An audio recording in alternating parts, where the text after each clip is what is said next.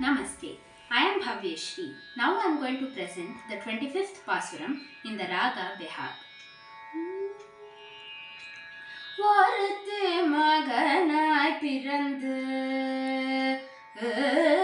ஒருத்தி மகனாய் பிறந்து ஓரிரவில் ஒருத்தி மகனாய் ஒளித்து வளரா ஒருத்தி மகனாய் பிறந்து ஓரிரவில் ஒருத்தி மகனாய் ஒளித்து